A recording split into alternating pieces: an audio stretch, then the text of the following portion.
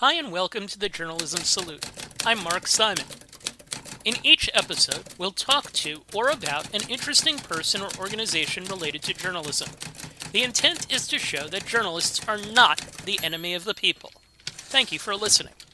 On today's episode, we're joined by Liz Robbins. Liz is currently the Director of Journalism Partnerships for Define American, an organization whose goal is to humanize the immigrant experience in the media one story at a time.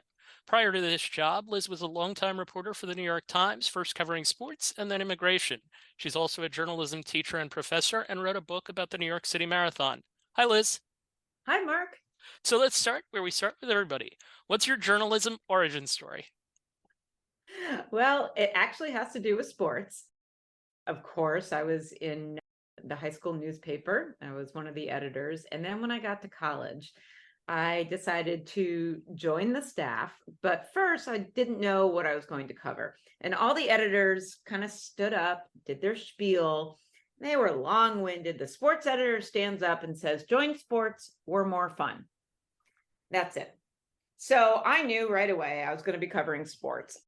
I was recruited to play lacrosse at Cornell. And now, for those listeners, this was back before the women's team got really super great in the nation, and we were just starting out.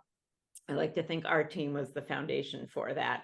But I stuck with the journalism, and I covered everything from hockey at Cornell and football, a lot of women's sports.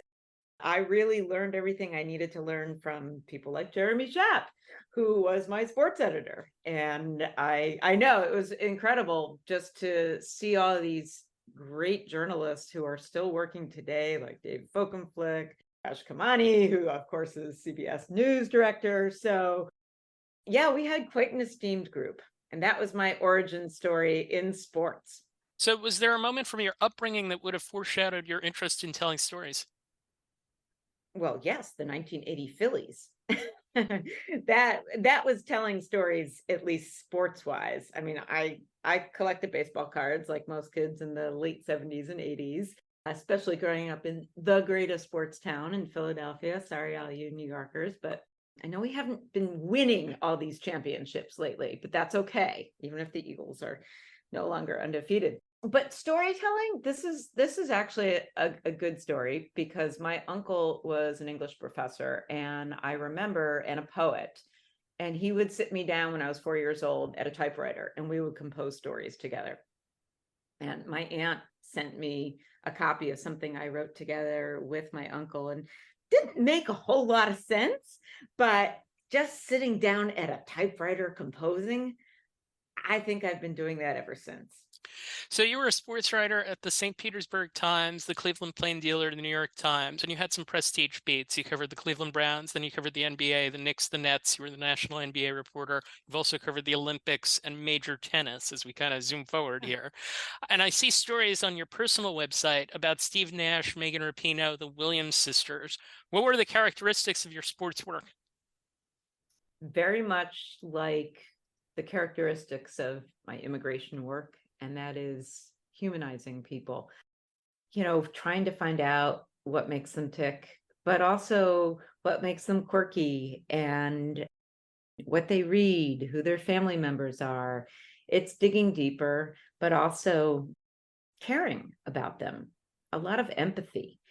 And I love stats. Now, stats are the way we tell stories, but I want to know about their origin stories, and why they're on the field, and what they're thinking, or on the court. That to me is what really drives me. That's what I did with my book on the marathon.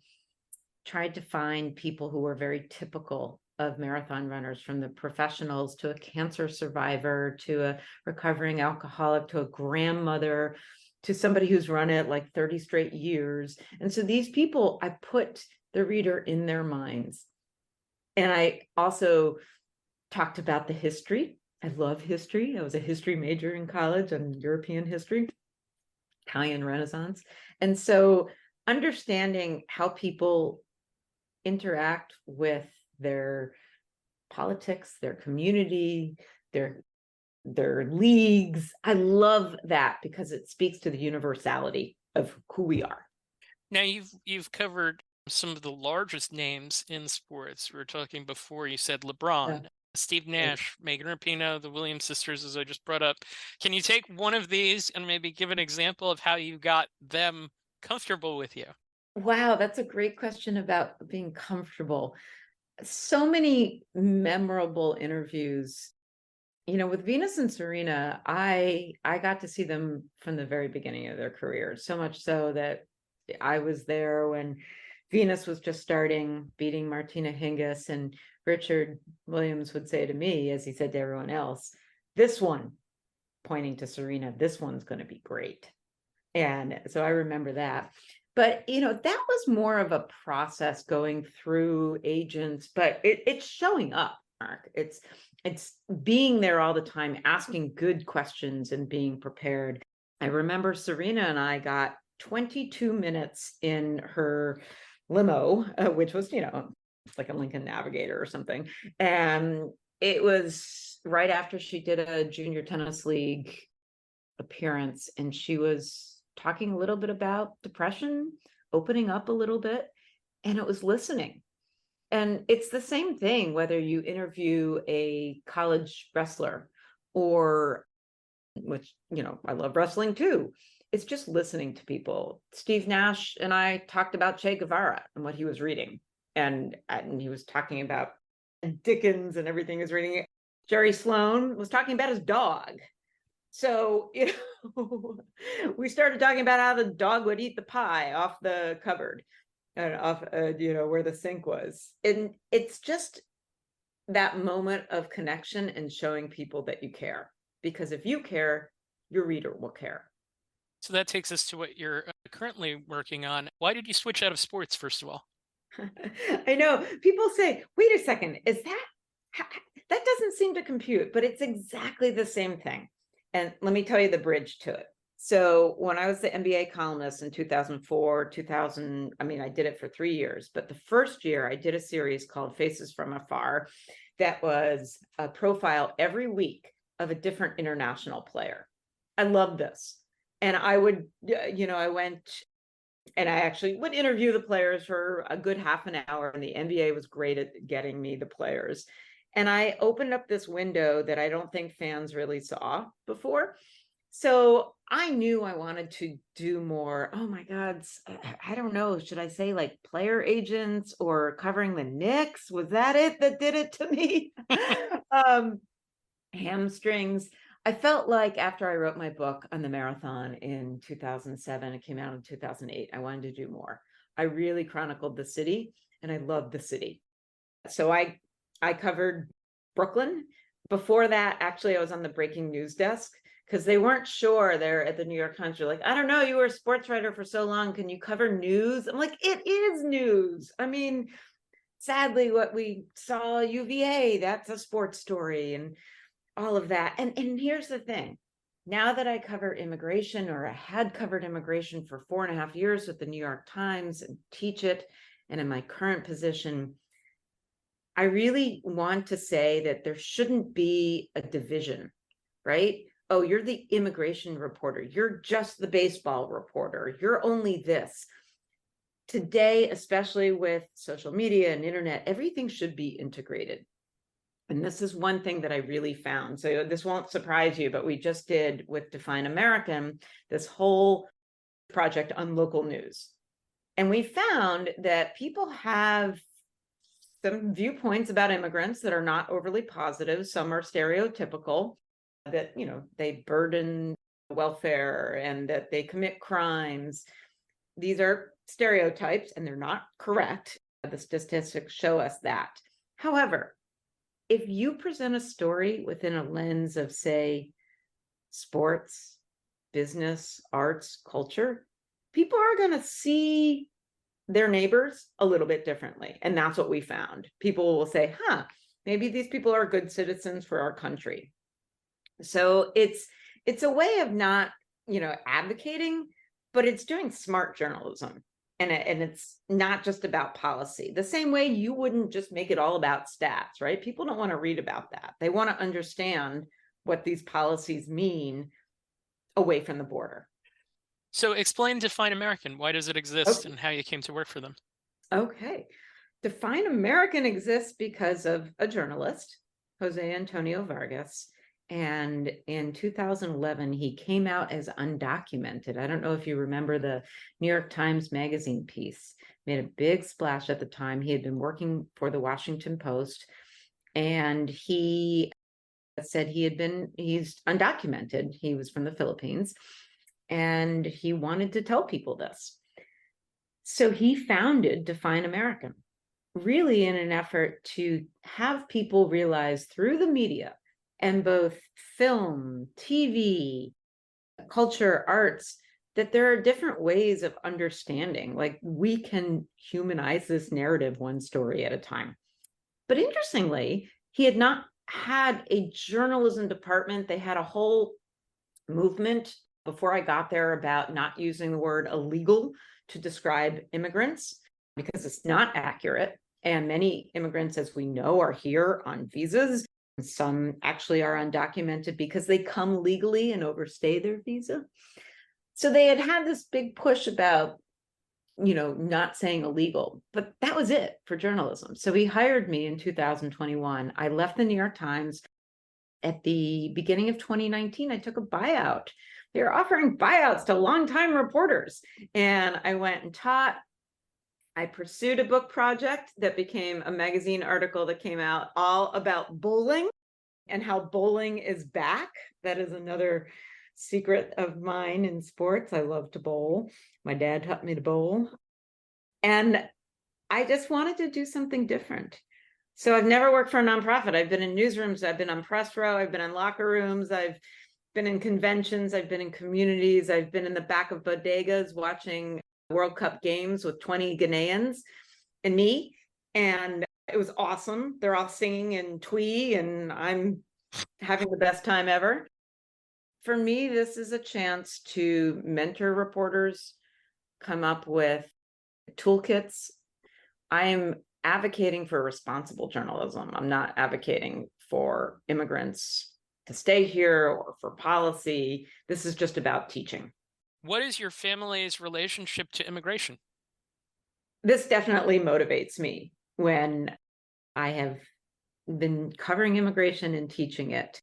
My grandfather came from what was then Russia and is now Ukraine and Dnipro, but back then it was Ekaterinoslav.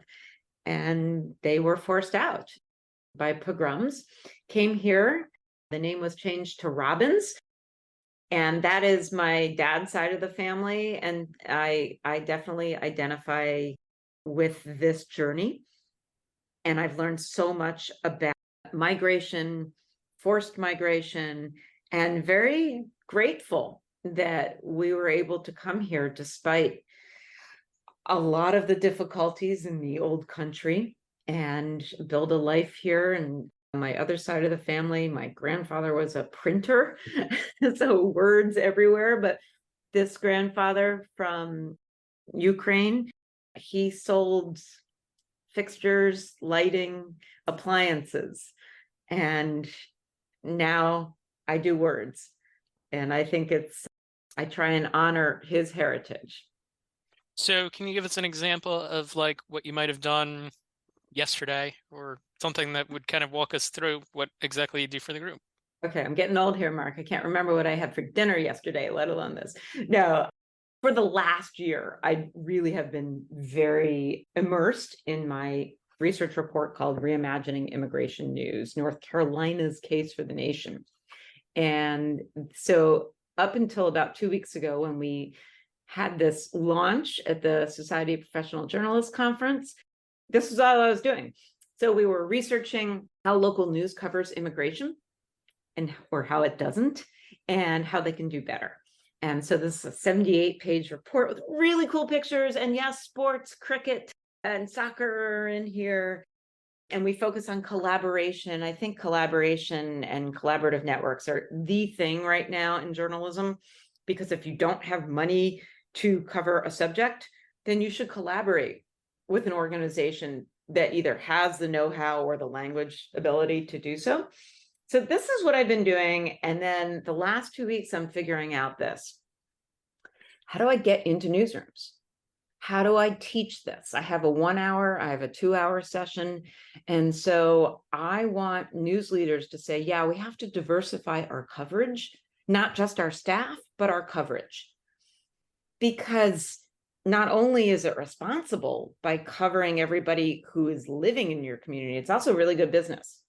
Like, these are people who could subscribe or watch or comment. So I think that it's no longer enough to say we don't have the money. And so that's what I'm trying to reach news leaders. So if you know any editors out there who are listening, I'm sure they love hearing from a former reporter who would always tell them what to do. But right now I'm networking and working with as many people as possible. And then I'm also around to help out if younger journalists especially have questions on stories, on sources. People call me and say, what do you think? Who should I talk to? What do you think about this lead? I love doing that. So you're like the ultimate resource. I am the journalist. Yes, I am. That's so sweet of you. Yeah. And the joke is, if I don't know the person, I will get you to the person who will know that person. And there's this one lawyer in New York who knows everybody in the immigration world and will find you a source in Nebraska if necessary. So she's like, oh, I know this person at this law clinic. You should talk to. So, Mark, it's really fascinating because there's so much language in sports, but there's language in immigration coverage too. And it's really not dissimilar. There's acronyms and there's immigration law. One of the best journalists out there is now at the Los Angeles Times is Hamed Ali-Aziz. And we are both huge sports fans. And so he's like, wow, you are a legend in sports. I'm like, oh my gosh, you're a legend in what you're doing. But here's the fun thing. Hardly anyone at my organization knows that I was a sports writer. They don't even know what it entails. So I teach them. Pausing episode 101 of this podcast to share a promo for another show. Back on the very first episode of this podcast, I interviewed Eve Perlman of Spaceship Media. Spaceship now has its own podcast out. I've listened to every episode so far, and it's quite good. Here's a promo. She thinks her ability to Google is going to figure out some big global conspiracy. That so many issues have wedged families apart the last few years. Personal, political, a global pandemic. I haven't wanted to ask if you were going to get vaccinated because I couldn't live with the terror that brings in me. How one mother and daughter unwedged the issues that divided them. Colorado Public Radio presents The Wedge, everywhere you get your podcasts. Now back to my interview. Who's been receptive among the people that you've spoken to, the organizations that you've gone to, the reporters that you've spoken to? Are there groups or people that have been specifically? So the National Association of Hispanic Journalists have been terrific. When we published a toolkit for quoting anonymous sources, not just an unnamed Eastern Conference official, as I used to do, who, requested anonymity for some reason or another. Like, we're talking about life and death and people who can be named. And if they're named, who could be in danger. So these are high stakes.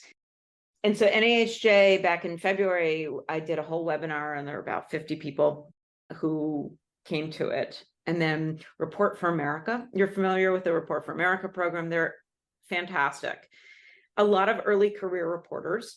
And so I did a workshop with the great Monica Campbell, used to be with PRX The World, and she's an independent journalist now out in San Francisco. And also Poynter Institute's been terrific. You can catch our Quoting Immigrants Toolkit on their e-learning series on immigration. So they've been terrific. And then, I'm in talks with a lot of affinity groups, JA, hoping to bring this to more journalists. I want to be a resource, but also a guide. There's so often that editors will say, you can't say this, or here's our policy. And for a journalist to say, wait, but this is what Define American is saying, You're allowed to use anonymous sources and we have a whole list of, the hierarchy down to initials. I don't use a pseudonym. I don't prefer that. But actually giving editors reasons why you have to do this, I think that's kind of old school. And, it is, people are reevaluating anonymity in both pictures and words. Is that like in terms of common mistakes that you come across, or like reluctance to use anonymous sources? Are there other common mistakes? I wouldn't call this a mistake. I think it's a challenge for certain reporters to get their editors to understand that. I mean, not using the word, not understanding why it could be dangerous for families. Let's say you are interviewing a DACA recipient whose parents are undocumented, not here illegally. They are undocumented. That is one, we still harp on that. You have to understand that if you were to name this person, just to name the person to give it veracity, that could put their parents or relatives in jeopardy. The other thing that I would really caution, and this is also about language. We've heard a lot about the immigrant invasion. In fact, again, with sports, I could not watch the World Series without these ads that kept coming on. And I'm thinking, when did this get so political? I know it's Fox, but I just want to watch my Philadelphia Phillies. And, I miss Harry Callis. I'm sorry. I really, anyway, I will spare you my home run call for Michael Jack Schmidt. But the words surge and invasion and wave and flood dehumanize immigrants. And it makes them like a force to be feared. And we still see this, especially surge, which really bothers me. It's like nautical metaphors. No, these are people. So increase, influx, words that are more neutral, or explaining what it means when people are crossing the border and then asking for asylum, or crossing the border and then being expelled because of Title IX, which was about 2 hours ago, just voided by a court. See, you got to keep up with all of this. It's crazy. So I would say people are not careful with language, and also identifying people in pictures is really crucial, or not identifying. So if you are taking pictures, we saw so many pictures of children during family separation. You really want to make sure that you protect these children. And I mean, would you have your own kids out on the front page? I don't know. I don't think it's safe. So being responsible is also being informed and communicating with your sources. That's what I would say. It's so much for any reporter, which is why this immigration beat is very much like on the national scene. People who are foreign correspondents come to it. They usually speak at least 3 languages, but locally it's younger reporters, and they're being thrown in with not enough backing from their organization or training, but they've got energy. And that's what I'm so excited about.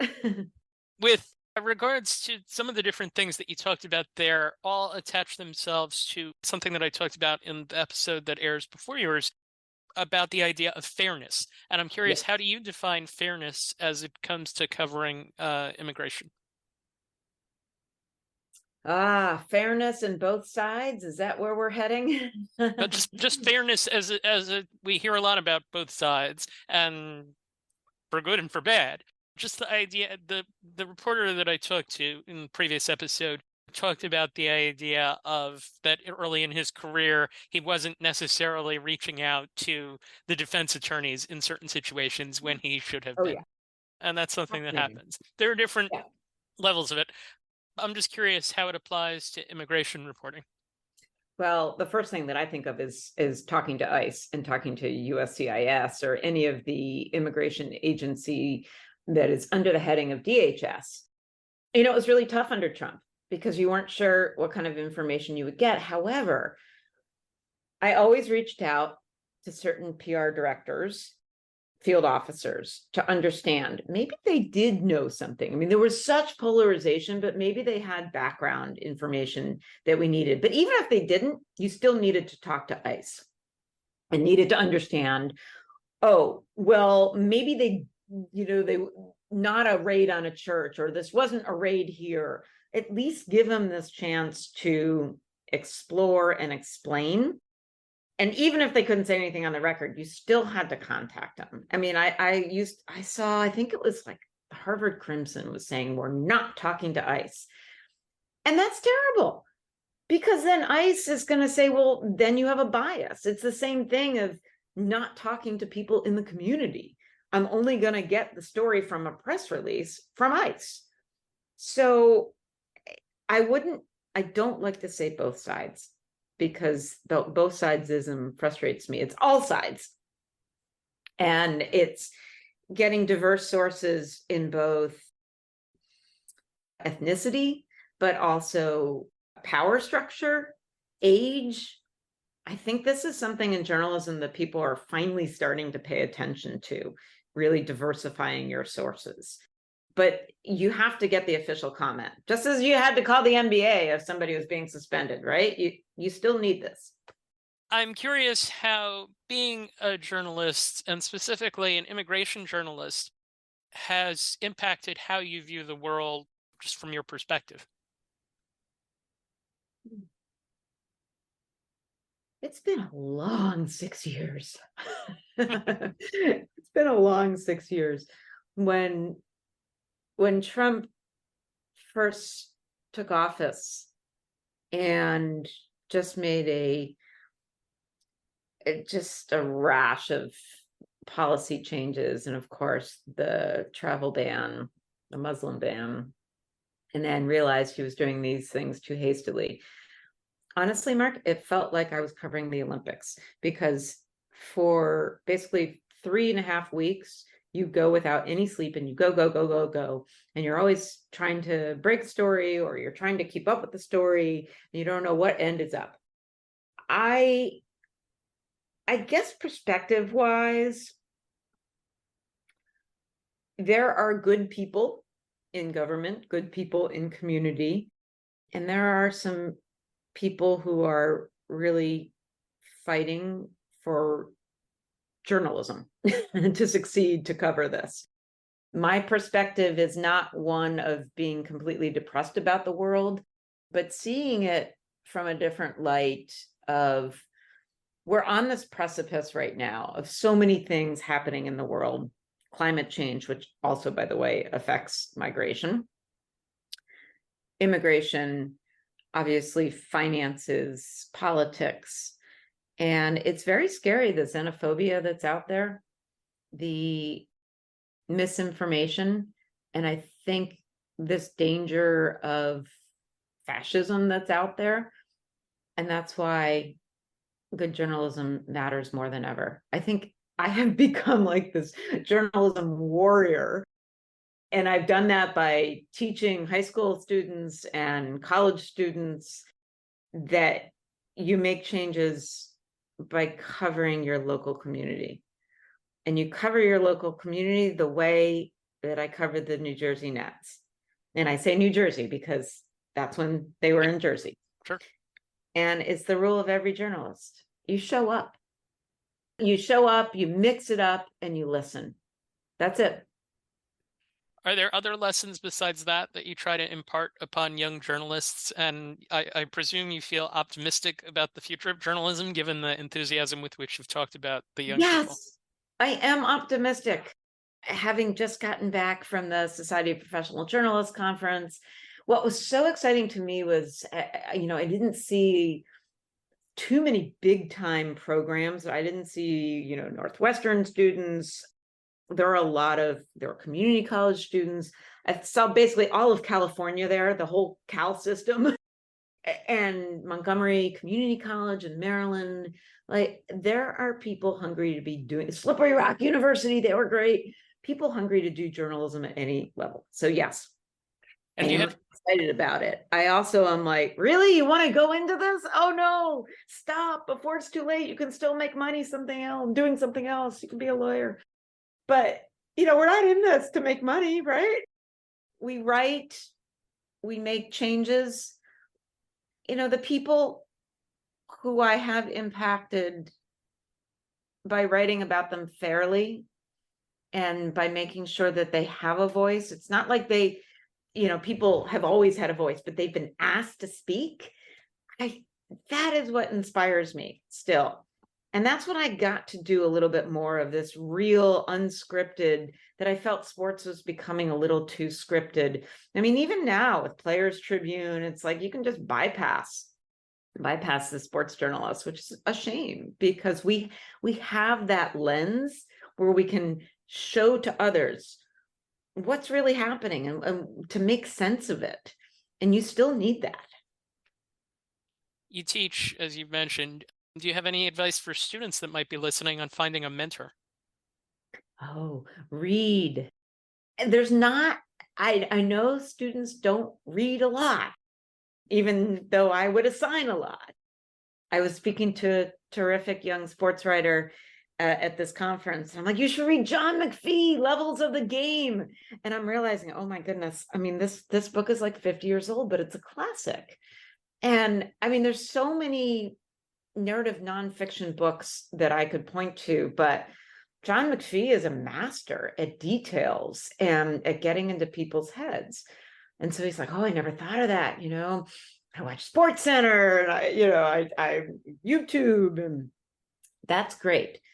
But the reading gets you into a rhythm. It gets you able to develop a voice. So I still say read, but it doesn't matter. I mean, you're not going to see agate anymore in newspapers, but yeah, study stats, because that will make you a better data reporter. You will see, wait, what's going on with this? I see an abnormality here. I want to go find this out. That's what I do in covering immigration. I look at demography and say, ooh, what's this trend here?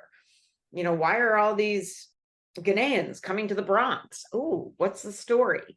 So the numbers will lead you to the story, and then the story needs to be backed up by numbers. Those are my big thing. And always carry a pencil. Don't laugh, but you may be somewhere where it is so cold your pen won't write, or it's raining. So have a pencil somewhere.